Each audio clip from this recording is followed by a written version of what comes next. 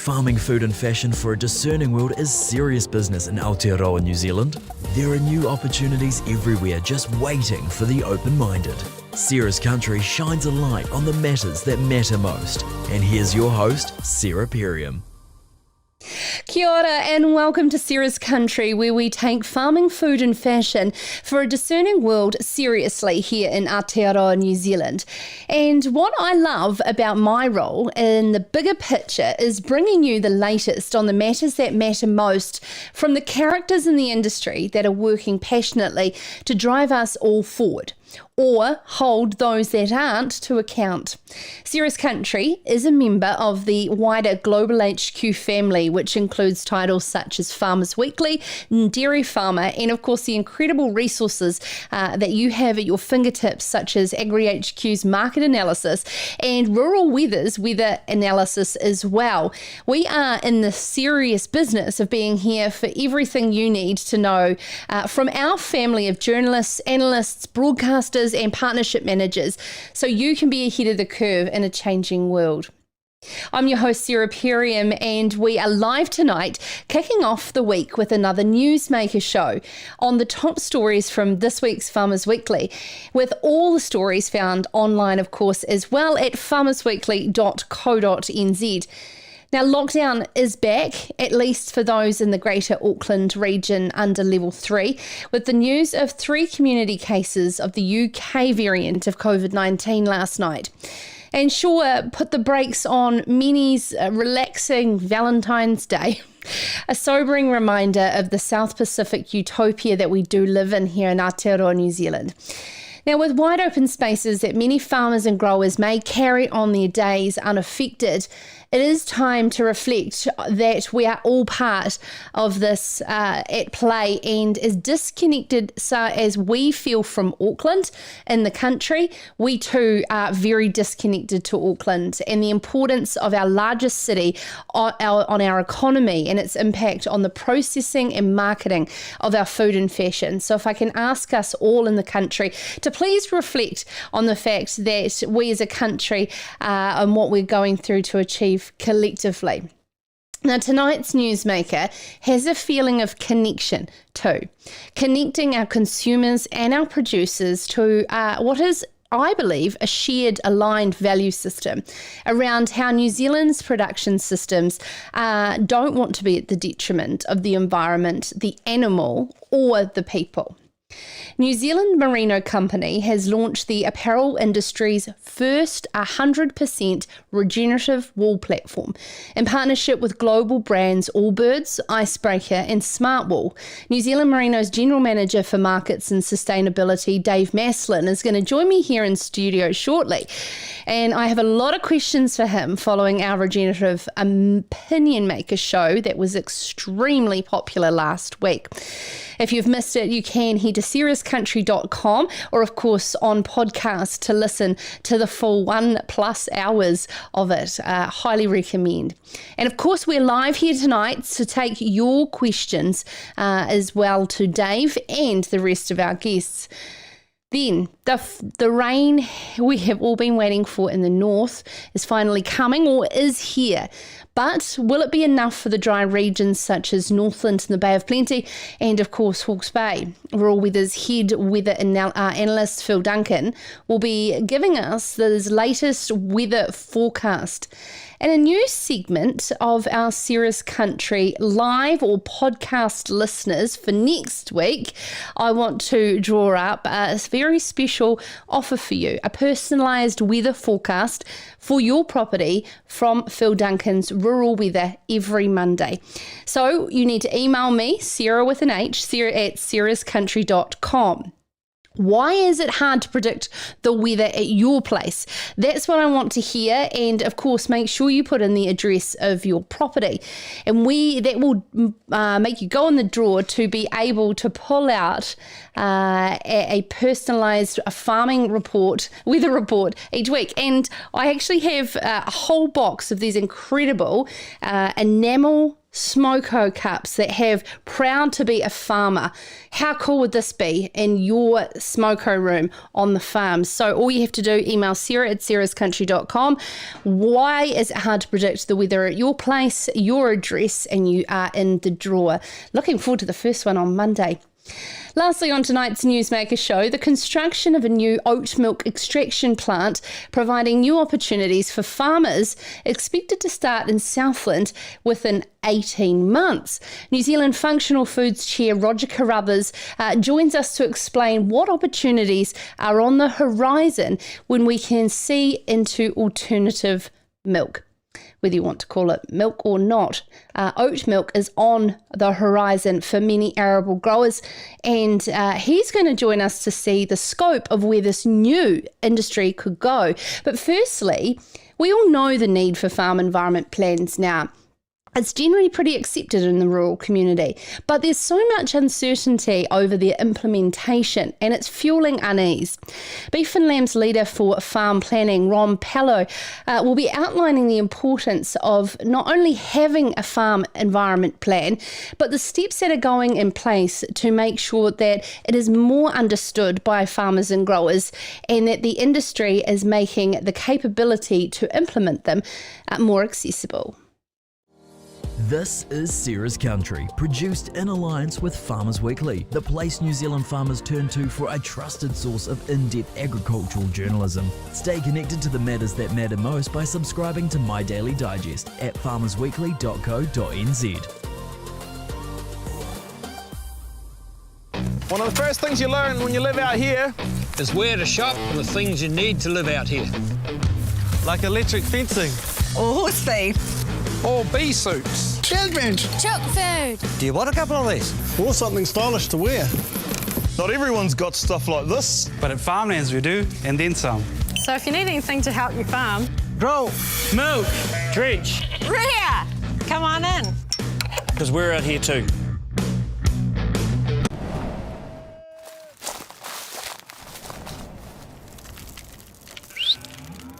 Growing a better world takes courage. It takes foresight and vision. It's about dreaming big, then being brave enough to follow that dream through. To create a world where food is plentiful, soils are healthy, and rivers run crystal clear. A world where we grow more with less, where livestock is tended to with care. Energy is friend, not foe, and waste is a valuable resource. This is the world you're already shaping through imagination, innovation, and determination.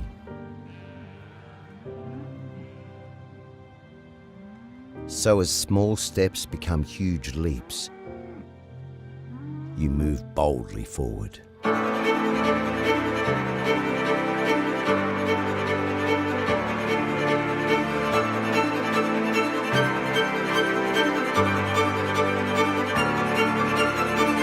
And Rabobank is there beside you to help grow a better world together. Every morning, Kiwi farmers wake up to produce higher quality food. Yet, every night, some Kiwi families are going to sleep hungry. Meet the Need is a charity founded by farmers, and it's here to change all that. We're about New Zealand farmers feeding New Zealand families by donating a small part of what we grow when we can. You can help us make sure no one in New Zealand goes to sleep hungry again. Visit meettheneed.org and follow us on social.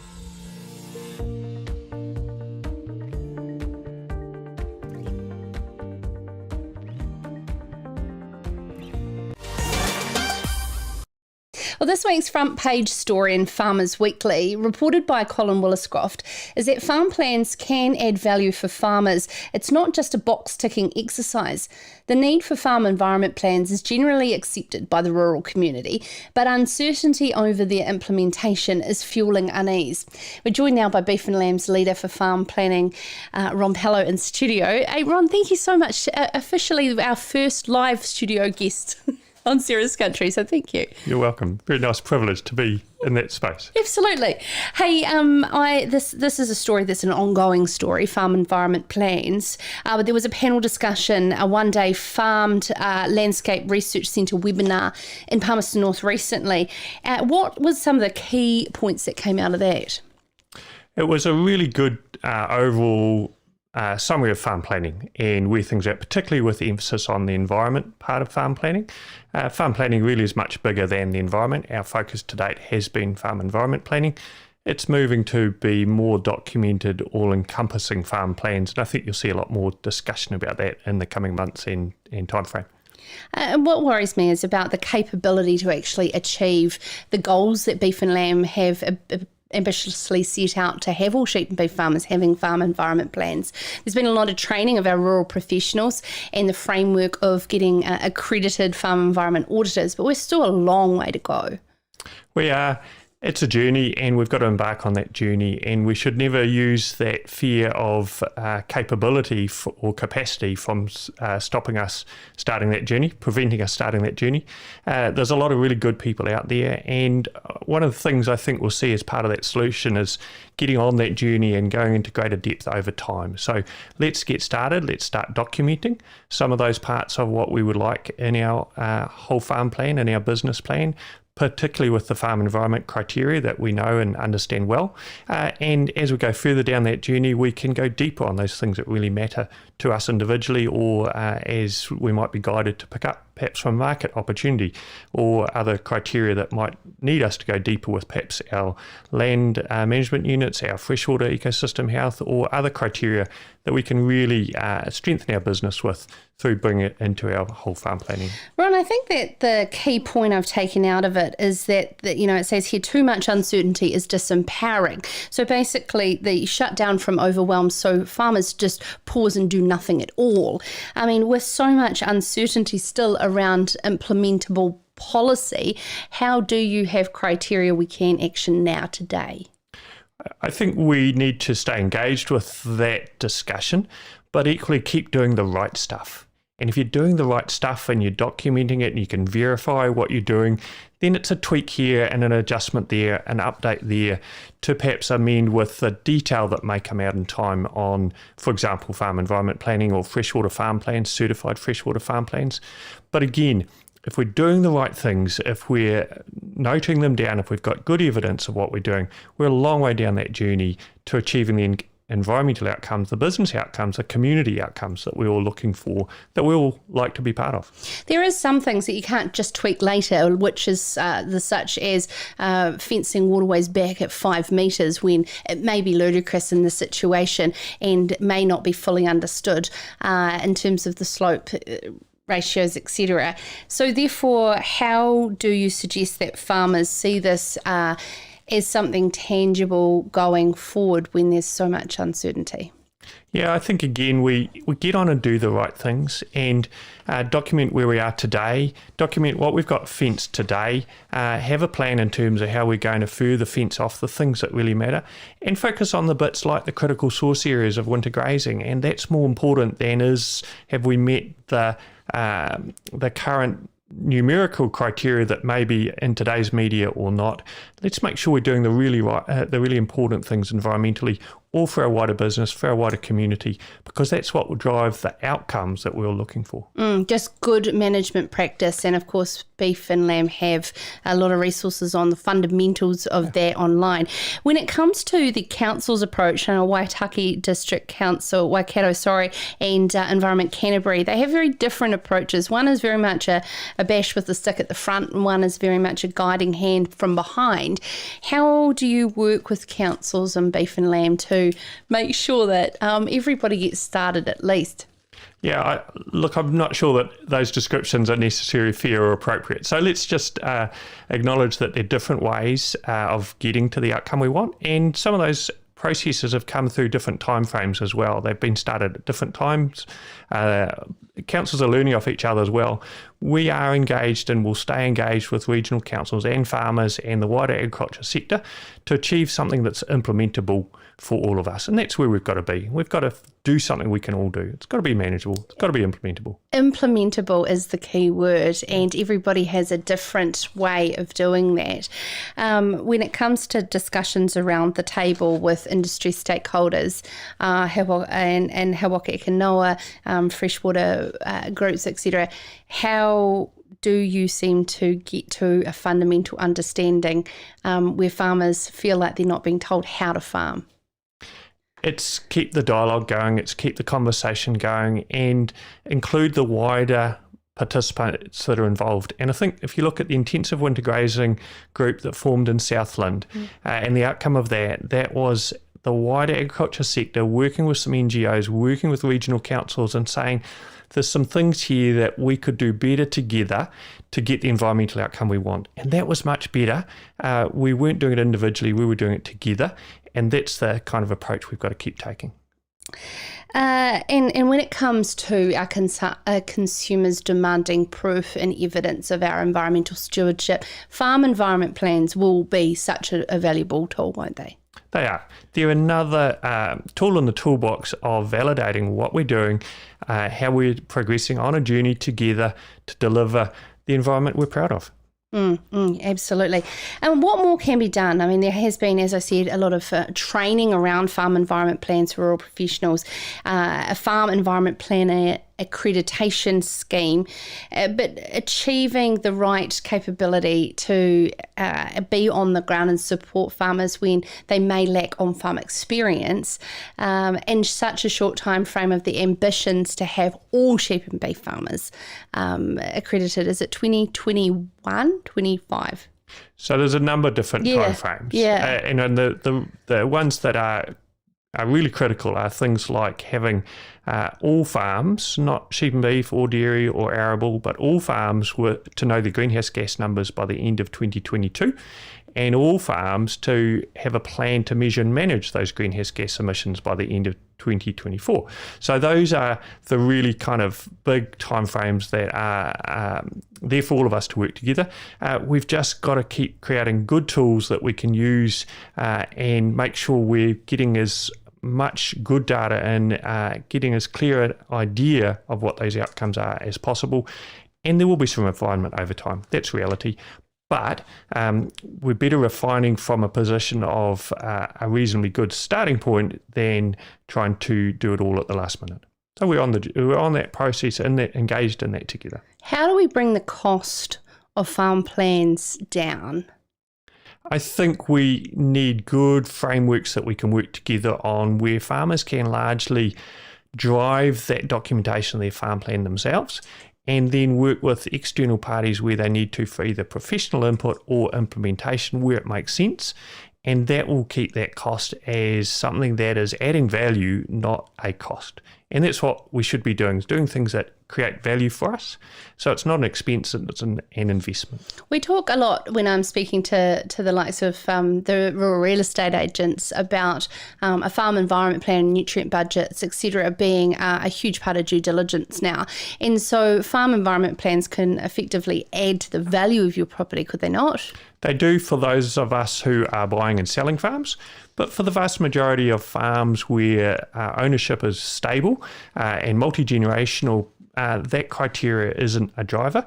But having the content of a good farm environment plan, part of a good farm plan, is absolutely valuable on an ongoing basis. That's where our focus needs to be, that it's an investment into better business practice. Absolutely. So, I mean, for anyone listening or watching that do support farmers in any form in the wider context, is it about having those conversations about where is your FEP at, what support do you need, etc.?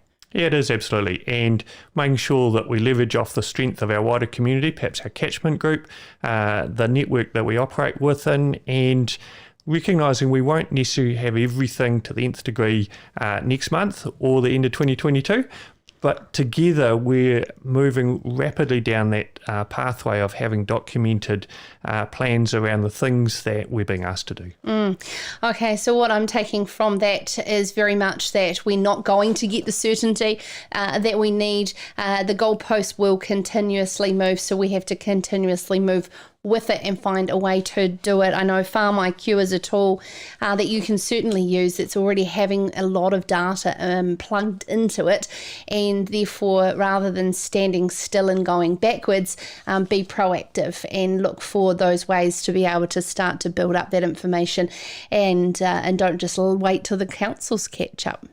And whilst we don't necessarily have the certainty in the way you referred to it, we've got fairly good certainty of what we need to be doing, and that's good farm practice. And we need to keep focused on doing the things that we can, do them really well, and stay engaged. And then that question about certainty shouldn't be of concern. We can be working together to do the right thing. And if you are concerned, of course, there's the likes of Beef and Lamb and the extension managers in your area that you can actually reach out to and say, right, how do I do this thing? Because that's what they're there for, and that's what you pay your levies for. Thank you so much, Ron Pellow, the farm planning lead for Beef and Lamb. After the break, we will be joined by New Zealand Merino Company's General Manager for Markets and Sustainability, Dave Maslen, as they launch the apparel industry's very first 100% regenerative wool platform. What does it mean? What science is behind it? I have a lot of questions, and I want to take yours as well. All that before this little short video from a very cool up-and-coming event. It's known as E Tipu. It will be here in May in Christchurch. If you were or heard about Boma Grow Summit 2 years ago, it is on another level, and you will also be able to join remotely and virtually as well, in a whole new online workshop type experience as well. I will be there, and also the team have given me a promo code. All you have to do is go to ETIPU, ETIPU, and use the promo code SARAH, SARAH, and you get $100 off your tickets. You can thank me later and shout me a beer when you come along. Dave Maslen up next about New Zealand Merinos doing their part to tackle the impact of greenhouse gas emissions. This is Sarah's Country. Catch the latest on the matters that matter most wherever you are. Listen to Sarah's Country on Spotify, iHeartRadio, Apple or Google Podcasts. Try asking Alexa or Siri. Play Sarah's Country on podcast.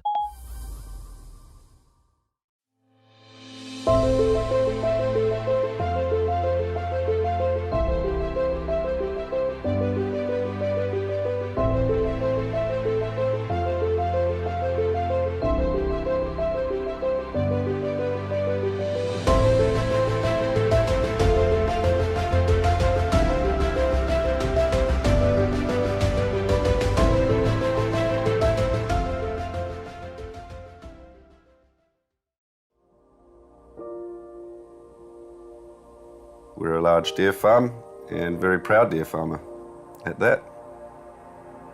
I grew up here as a little boy. It is just an amazing lifestyle. I could never live in a city ever again.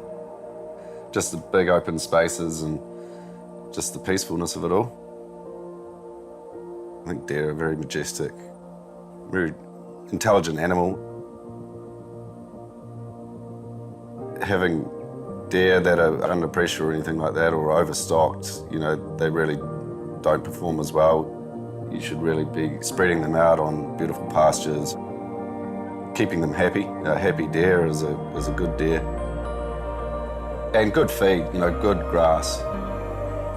We renew our pastures all the time in the paddock, so we're always getting the best quality grass. Well, I guess in the wild, though, they don't have the luxury of the grass that we put in front of them here as a farmed animal. I believe we've got some of the best English type deer in the country, if not the world. And to associate our brand with Silver Fern Farms brand works for us. Without the likes of Silver Fern Farms, then there's no point doing this. So they're very, very important for us. I'm Mark Tapley, very proud suppliers of venison to Silver Fern Farms.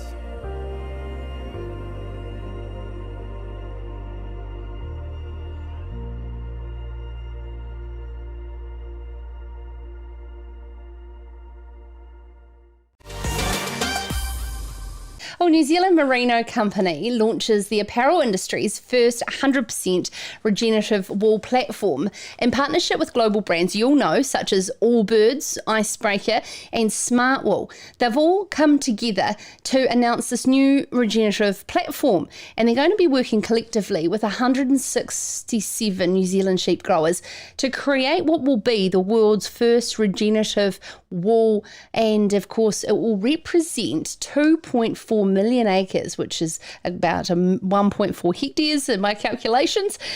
And this is all to tackle the impact of the global fashion industry, which is responsible for 10% of annual greenhouse gas emissions. We're joined now by Dave Maslen, the General Manager for Markets and Sustainability for New Zealand Merino. Dave, thank you so much for coming into the studio. This is a really exciting development. However, there is going to be a lot of pointy questions, particularly when it comes to the science behind it. Can we start there? Absolutely, it's great to be here too. Thanks for the opportunity. Look, this is 2 years in the making. So we've been listening to our brand partners talking to us about, hey, we want to tell a really positive story about the great job that we know that farmers are doing in New Zealand. We've got this wave of legislation that's coming towards us both domestically and internationally, and the burden of that compliance is landing squarely on the shoulders of our growers. And so when we start looking at words like regenerative, and it can be polarizing, I acknowledge that.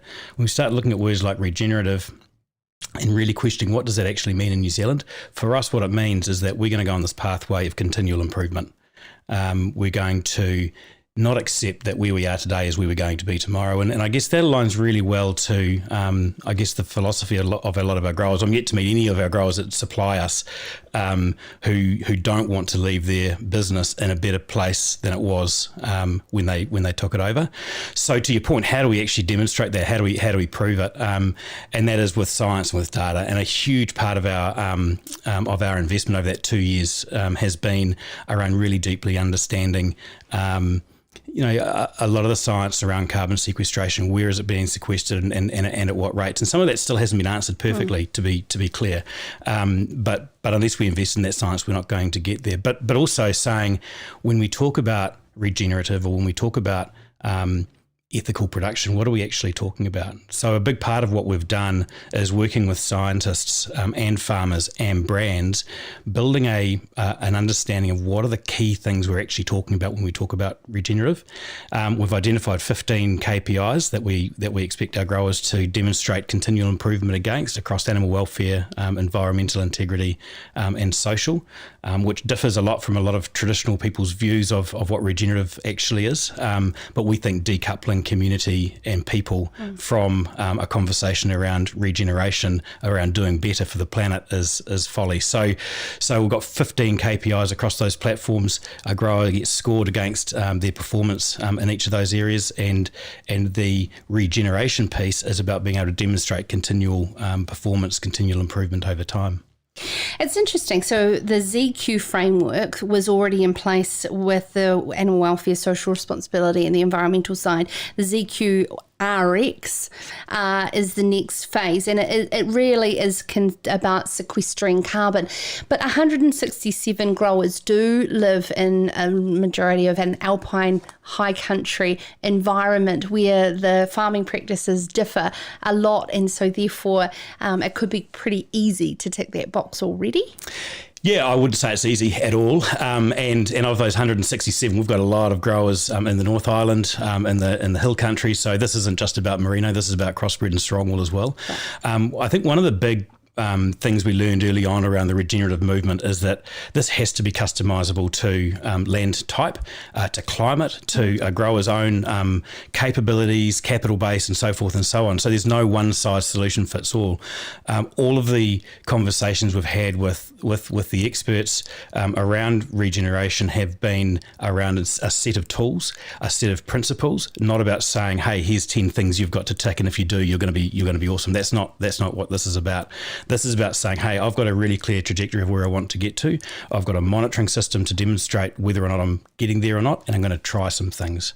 And those things they're going to be different for every farm, and it's going to be dependent upon what that grower wants to do. But what our job is to do is to give them a tool to be able to monitor that. But more importantly, when they are achieving, enable them to attract a higher value buyer in the market and align them to consumers that are going to be willing to pay more. And then it's a win-win of improvement. As the price and contract price of their wool increases, they have more money to invest in improving that environmental cycle, and it goes around. Absolutely. I can totally appreciate that. And the thing is, what's really hard for New Zealand farmers and growers is that they are so used to an accreditation being a box-ticking exercise, and that the holistic approach of where we're trying, being able to achieve a premium, seems so foreign to us. Doesn't it? And it is. Box ticking is simple, and it's what we kind of default to. I have a real frustration with box ticking audit type systems, and that is that all they're doing is assessing a farmer's ability to do something on any given day. All of our growers, in every single audit we do, we see things that growers are doing that are absolutely incredible, that the world should know about, but they're getting absolutely no credit for because it falls outside the audit criteria. So what RX is about doing is saying, yep, you've still got to pass an audit, you've still got to be part of ZQ to be part of this program, and that standard is the highest in the world. But there's a lot that you're doing that go above and beyond, that go beyond mere sustainability, if you like. And that's what we want to capture, and that's what we want to be able to tell the world about, and that's what we're building this regenerative platform around. I'd love to know, as would probably our viewers and listeners, what are some of those outstanding things? You don't have to name places or names, but that really blow you away. Yeah, you've had some of them on your show. The work that the Rosses down at Lake Harbour are doing is quite outstanding. But across the board, every grower is doing something in their own little way. We've got growers retiring huge areas of native forestry. We've got native bush. We've got growers that are contributing hugely to local charities. They're contributing on local school boards and things like that. All of those things go above and beyond. It's part of being part of a rural community. We've got growers that are protecting wetlands. We've got growers that are doing a huge amount of work around genetics and around animal welfare and management. And I guess the reason why we've built this model based on principles is because it's not for us to determine what a grower should be really passionate about and where they want to dig in. We want to be able to enable them to follow where their passions and their interests lie. We've got some growers that are doing amazing things on biodiversity, protecting native falcons and so forth. We've got others that are doing amazing things in their local communities. So whatever works for them. We've got brands equally who might be more focused on biodiversity or focused on climate or focused on social. And so we can start aligning those exemplar growers with those brands that are looking for a particular story. 100% understand the philosophy around principles. However, making claims of carbon not only zero but negative does require box ticking in scientific measurement to get there. As you acknowledge, the science is not 100% there yet. How will you embrace the current tools that are there to make such claims? Look, we've got to work with the tools we've got available. So, we've probably done 10 years of research now in terms of methodology around greenhouse gas accounting on farms. One of our big frustrations with the way that it's currently being done is a lot of it is around gross emissions. We're not really accurately accounting for how much carbon's being sequestered. And when we start digging into how you actually measure that, using existing tools, things like shelter belts, for example, are excluded. Wetlands are really hard to calculate. Soils are going to be hugely variable. Farmers have 50, 60 different soil types on their property and a range of climates, right? So a big part of what we've been doing is working with scientists both here in New Zealand and internationally, understanding how they account for carbon on farms internationally and bringing some of those methodologies here and trying them out. We've got 3 projects on the go at the moment that we're running on farms specifically around understanding those sequestration rates, where those sinks are, how to calculate them most accurately. That's going to be a continually evolving process, and a big philosophy that sits behind the RX movement is that we've got to make progress. Progress beats perfection every time. So let's continually iterate. If we wait till we've got the perfect model, we're going to be waiting too long, and we're not going to have a planet to do anything with, right? So let's make sure we're on the right path. Let's challenge status quo. If it turns out that it's right, then fantastic. We've got a good tool, but let's challenge that. So What about the carbon footprint of the processing of the brands and their commitment to the international freight and the whole full circular life cycle of those products? Absolutely. And so when we do a life cycle assessment, that's what LCA stands for. Basically what that does is that accounts for the environmental footprint at each stage of the supply chain. So what happens on farm, what happens through shipping, what happens through scouring, what happens through combing and top making, what happens through spinning, knitting.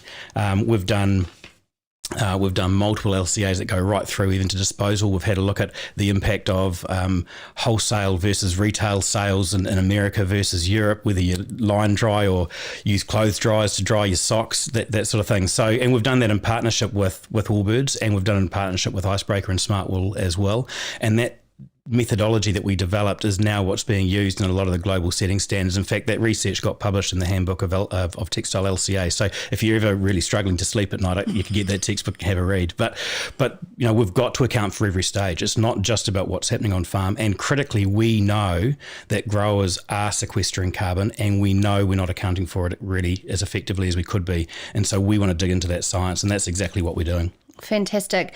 Is there work in the wider spectrum to work alongside a lot of our other products that are trying to achieve and move in the same direction? New Zealand Merino is an innovation hotbed, and it's just there's so much goodness that could be shared and collaborated with the industry as opposed to just wool. Yes, look, absolutely. And I think one of the things that really excites me about the framework that we've built within the RX Index is that if you look at those KPIs and you look at the fact that it's principles based, that can be applied to just about any business. It can be applied to, it could be applied to dairy, it could be applied to deer, it could be applied to seafood and forestry and horticulture as well, with some modifications. So we're absolutely leaning into that, and we're having conversations with other brands that are really willing to lean into this conversation, not be threatened by it, but to lean into it, understand that this is going to take really clear communication out to our consumers. It's going to take alignment of value chains and alignment of language to get this right. But if we do get it right, our ability to position New Zealand on the world stage on the basis of this doing better, this RX concept is absolutely huge.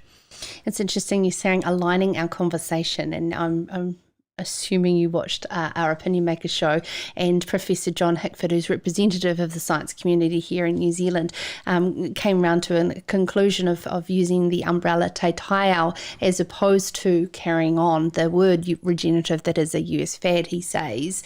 How do the rhetoric and that comes out of the science community here in New Zealand saying we're already regenerative, we don't need to put a brand around it, help or go against the cause of RX? Look, I think the science community in New Zealand has a huge role to play in this. I don't think we're necessarily talking at odds to each other. There's a lot of angst around the use of the word regenerative, and I guess what I would say to that is that's the word that our market is using. There's 25% of consumers in the United States know the word and are familiar with the word regenerative as it applies to agriculture. That is a massive, massive market for us. For us to try and re-educate that entire market is hugely challenging. So, look, call it what we will. At the end of the day, we're answering the drumbeat of the market. Dave, thank you so much for coming in to Serious Country. It's been very insightful. Of course, we're talking about a new 100% regenerative wool platform, ZQ RX, it is known as, which is going to see 2.4 million acres of New Zealand's farmland work to be accredited for the likes of supply contracts with Allbirds, Icebreaker and Smartwool. So some exciting developments, and they are always developing here on Serious Country, as is your weather forecast. Can we be expecting more rain in the northern parts of the country? Well, Phil Duncan from Rural Weather will give us the latest behind the headlines and where it's going to hit, as well as how to interpret that rain data. This is Sarah's Country. Join the conversation. Have thoughts on an interview? Or have you got questions you want answered by a future guest? Let us know. Email sarah@sarahscountry.com.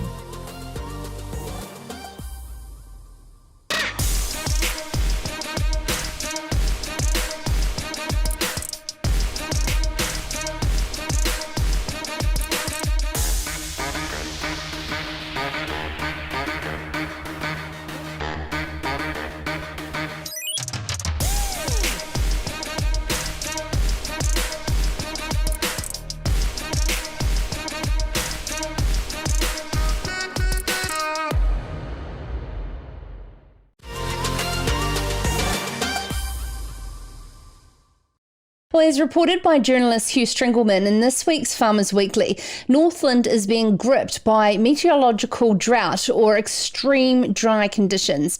And the local adverse events team heard last Thursday of the situation. However, rain is finally on its way and there could be a colder change this week in the South Island. Is summer over? To join us for the most detailed rural weather report you will get was weather commentator Phil Duncan. Hey Phil, this is great news because, you know, if rain is on the way, if it's serious, you're going to tell us. Yeah, I mean, this is amazing. I was just talking to someone this morning. It's been raining where I am in Auckland for the last 12 hours. And it should be raining right through, you know, for another 12 hours. And I was saying, I cannot recall a day in the last year and a half where that has happened in Auckland. And you could probably make a similar argument for Waikato and Bay of Plenty as well, especially Waikato. We've seen lots of big downpours and thunderstorms, but to actually get a day of rain, it is absolutely wonderful. I mean, it's a weird timing with the lockdown at the moment, but I got to say, it's kind of nice weather to be stuck indoors with and just lovely to see the rain falling. And over the next week, this is a 7-day rain map. There's a lot of rain coming actually over the next few days for the North Island. Most of it's in the northeastern corner, so around Bay of Plenty, Gisborne, Hawke's Bay. The rainfall totals up in that area are around 80 to 100 millimetres, which is really good. I mean, that's basically a month's worth of rain at this time of the year falling. But you only have to get to Cook Strait and it completely stops. I mean, it really does. The dark area in blue on this map, for those who are watching and for those who are just listening, this is the west coast of the South Island, and the dark blue area, which you'd assume means rain, means no rain at all. 0 millimetres out at sea off the west coast for 7 days. The rainfall totals all along the west coast, including Fiordland, one of the wettest places on earth, has about 1 to 5 millimetres of rain. So the South Island's high and dry. The North Island has this big wet rain event that's moving through at the moment. What about a colder change this week is on the cards, particularly for the South Island? How extreme is it compared to a normal February? Yeah, it's actually really another cold change. We've seen a few of these over January and February. The Southern Ocean is the reason why. A lot of people are asking me, why are we getting these injections of cold when we've got La Nina, which should be all tropical and humid? And it certainly is in the north of New Zealand right now. But the south has got a high rolling in. And when a high rolls in, it starts off with a southerly. It ends with the warm northerly. So this big high rolling in injects a big southerly change, which meets the low in the North Island, produces big gale force winds around Cook Strait, but the cold air brought up by that high will see temperatures dropping. So the departure from normal map that we have for Tuesday, this is how much hotter or colder is it compared to normal for this time of the year. And the dark blue on this map right now and the pink in Canterbury shows that it is 4 to 8 degrees colder than normal on Tuesday afternoon. And in fact, the pink areas inland through Canterbury are over 8 degrees below average, not just by day, by night as well. Most of the country, 4 to 8 degrees below average. And believe it or not, we've got a frost risk for some parts of the South Island on Tuesday night, Wednesday morning, as a result of this cold southerly coming through. So it's not a big, dramatic, obvious event. It's just a high rolling in, and it pulls in this cold air before it, with the low in the north helping to make it a little bit more intense. It's an interesting time of year because it's great to see rain coming to those places, but at the same time, in other parts of the country where they are trying to harvest crops, particularly maize at the moment, they're wanting every ounce of sunshine that they can get. And so this cold weather will certainly be an interesting one. And also, of course, what it will do to those markets with, I understand, some delays in processing space. And of course, head to agrihq.co.nz to keep up on your market information as well. But rural weather, you use this awesome term supercomputer. I love it, with IBM. I think you go to ruralweather.co.nz and it's absolutely fantastic how personalised and absolutely to the hour your forecasts are. But there is a lot of data to try and understand. What are some of those fundamentals you think that people aren't paying attention to on the website? Yeah, so like last week I wrote a story on how the majority of people who look at a rain forecast, they do two things. They look at the rain icon or the weather icon for that day, and then they look at the words underneath it. And you'd assume that that's all you need to know, right? Rain icon, and the text says rain developing. That's all I have to worry about. But that's actually kind of amateur hour just doing that. And I often say to people, especially through Farmers Weekly, if rain really matters to you, why don't you read the fine print? You know, the part that says you might not get it. Why wouldn't you want to know about that? So that's why we built Rural Weather. It's to give the farmers and the growers all the tools. We're not dictating to them what we think the weather's going to do, although we do put that into our text area, but that's just one of 7 steps you should take. So when you go to Rural Weather, we've just chosen fielding here. No real reason. Farmers Weekly might be based there maybe. Rain icon on the left-hand side. So it shows very quickly visually the week ahead. Okay, so clearly Monday night, there's a burst of rain. But you need to drill down deeper. So when you scroll down on the Rural Weather page, you'll see this section called Brief Outlook and Daily Data. It's the daily data you want to click on, because that then opens up in this forecast here for fielding every day. And every one of these words along the top of the line here, we've got temperatures, wind, rain, cloud cover, UV, humidity, dew point, and air pressure. Every single one of those lines you can click on and expand for right where you live. So in this example, we click on fielding. Here's today's rainfall, hour by hour, rainfall totals, hour by hour, and the chance of rain, hour by hour. So you put all that into there. These are 4 or 5 steps that you don't get if you go to other providers like through the government. And then on top of that, once you've looked at your data for your local farm or orchard, scroll down the ruralweather.co.nz page and see these news stories. They're not just there for a bit of entertainment. Every single morning at 4 a.m. at Rural Weather, we put the national forecast in there. And the reason why this matters so much is once you've worked out, okay, I'm in fielding and we're getting 23 millimetres of rain apparently tonight, you look at the map here and work out what's happening in the big picture. Am I in the thick of it or am I on the edges of it? And if we use fielding as an example, you're on the edge. So if you've got 23 millimetres coming, but just down the road in Horowhenua, you've got 5, then that doesn't bode that well that you're going to have a big drenching. So it's good to look at the big picture, all the different maps we put on there each day. So Rural Weather really does cover quite a lot. And the IBM supercomputer that you mentioned at the beginning, by far the most powerful weather supercomputer we've got in this part of the world. And it is crunching the whole atmosphere of the globe, not just New Zealand. So when they say this is what's happening in your farm, it's not just based on a very localized look down at it. It's looking at the whole planet and saying, okay, well, here is the weather pattern. Here's the terrain and geography and the history, and here's your local forecast. So it's really quite mind-blowing. Oh, fantastic. Thank you so much, Phil, because, I've got to admit, weather data does bedazzle me. And I think the partnership with Farmers Weekly, Rural Weather, and, of course, bringing our Monday broadcast on Sarah's Country is just a way to be able to arm people with further information and make those better decisions with more measurable data. So we really thank you. And head along to ruralweather.co.nz and plug in your area and have it check it out and see how it compares. If you get rain as soon as Phil suggests you will, well, you'll be hooked just like we are. That is Phil Duncan from Rural Weather. Lastly on the show, it's an exciting development in Southland. The country's first ever plant-based milk factory, set to be up and running in the new year. New Zealand's Functional Foods Chair Roger Carruthers will be joining us to share how they're going to harness value from the oat market. This is Sarah's Country. Catch the latest on the matters that matter most wherever you are. Listen to Sarah's Country on Spotify, iHeartRadio, Apple or Google Podcasts. Try asking Alexa or Siri. Play Sarah's Country on podcast.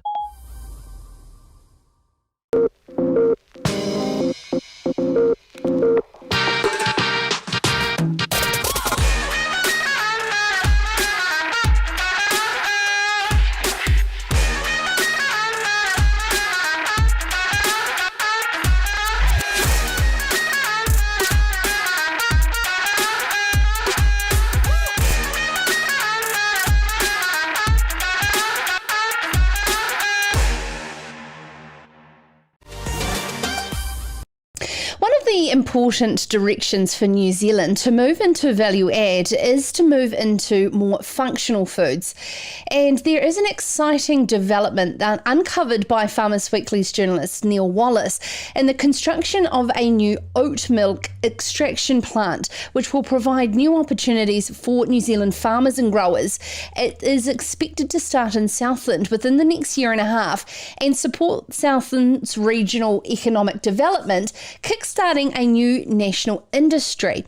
Whether you like the term oat milk or not, we are very, very excited to have joining with us the new chair of New Zealand Functional Foods, Roger Carruthers. Roger, thank you so much for taking the time to join us. This has been quite a long road, but really starting to hit the rubber to the road when it comes to the construction of a plant.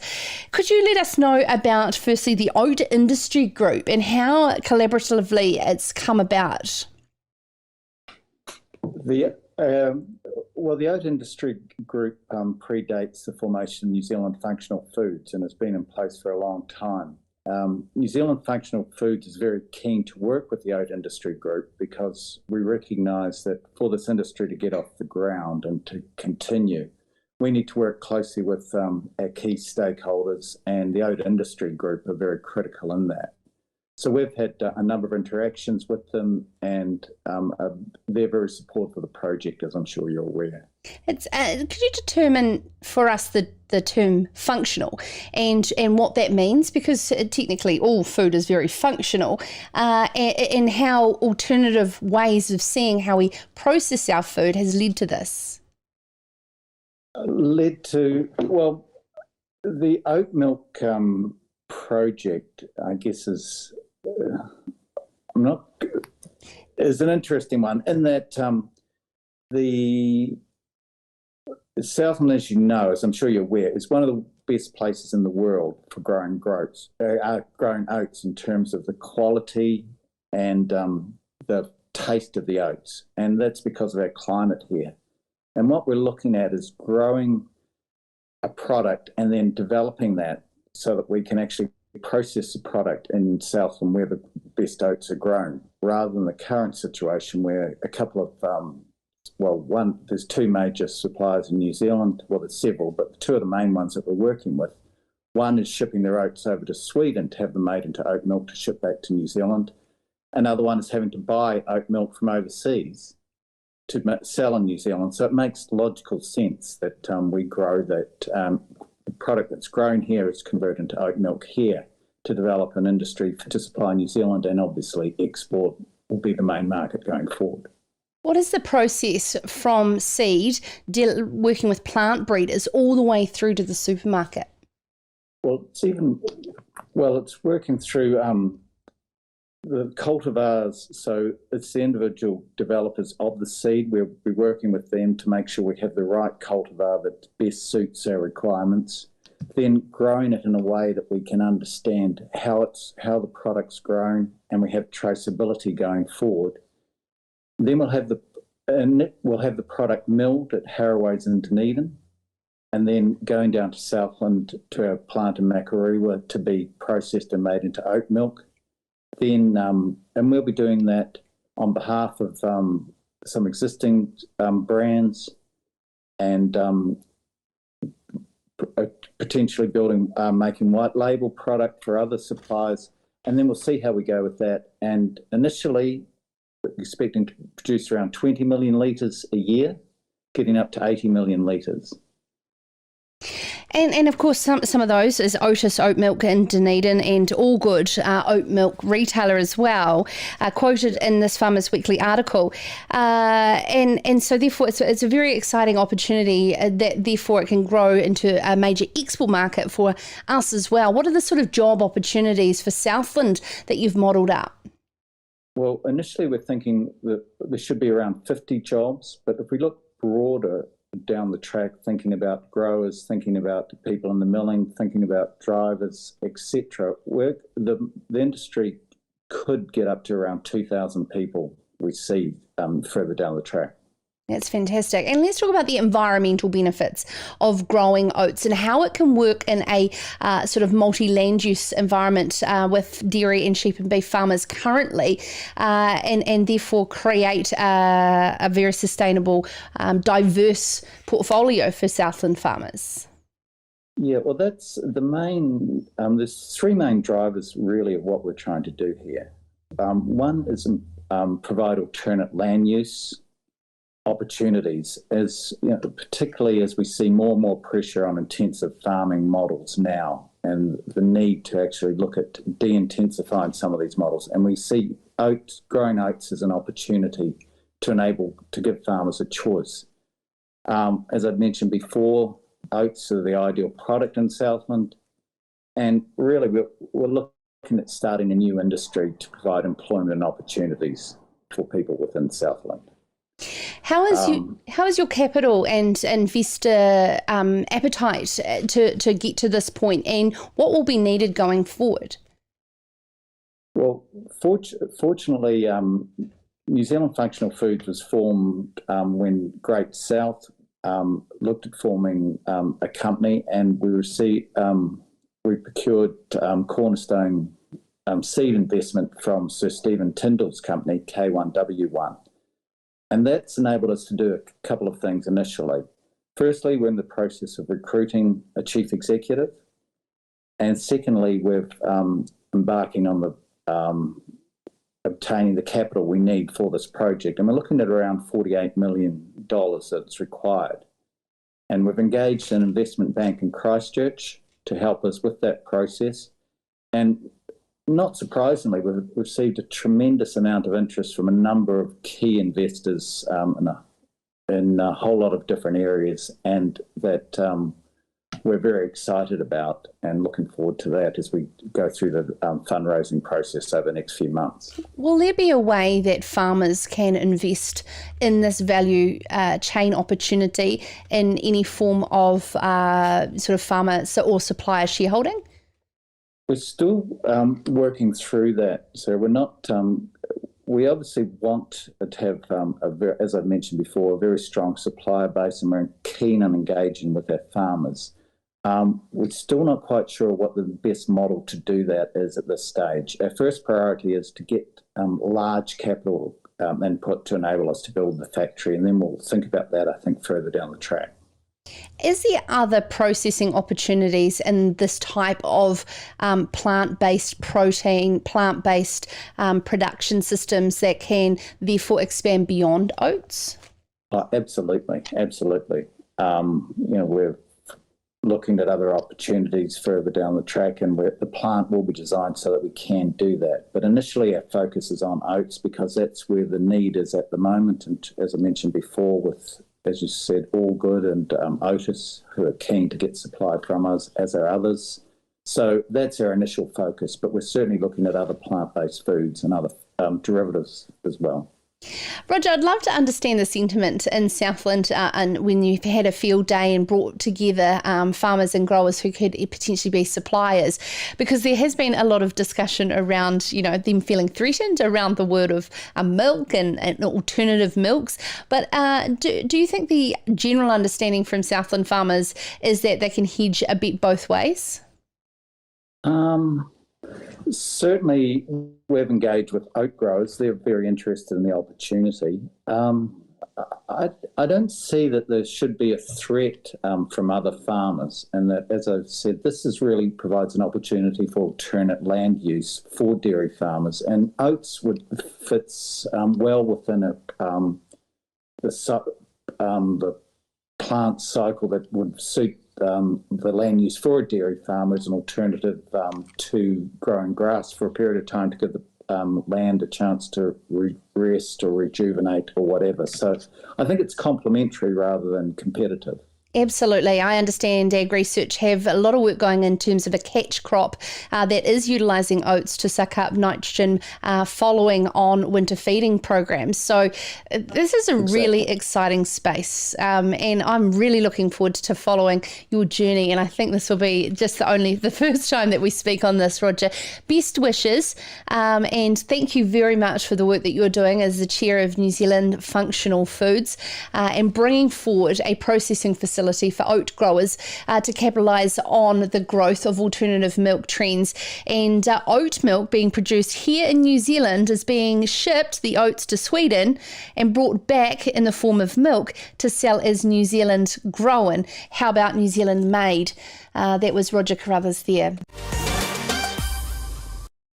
Well, tomorrow on Serious Country for our Opinion Maker show that is gathering so much in popularity, we are going to do our best to normalise on-farm safety and how we can avoid life-changing incidents. We're going to hear first-hand experiences from on-farm incidents from our farmers and the wider farming community on the change that they want to see and are doing themselves to protect not only themselves but their loved ones in their wider community. Our panel is going to include Federated Farmers Vice President Karen Williams, who is also a Wairarapa farmer herself in her experience. Glen Eden Farm Stock Manager and the Rapper Feed Run Coordinator, Daniel Henson, also joins us, as well as Align Farms Chief Executive, Reese Roberts, from a corporate perspective. And on site, a fantastic technology to keep you safe, but at the same time, help make it easier around on-farm health and safety compliance. Ryan Higgs, the Chief Executive, will join us. In the meantime, take care of yourself and your loved ones, and we will see you again tomorrow. Ka kite anō.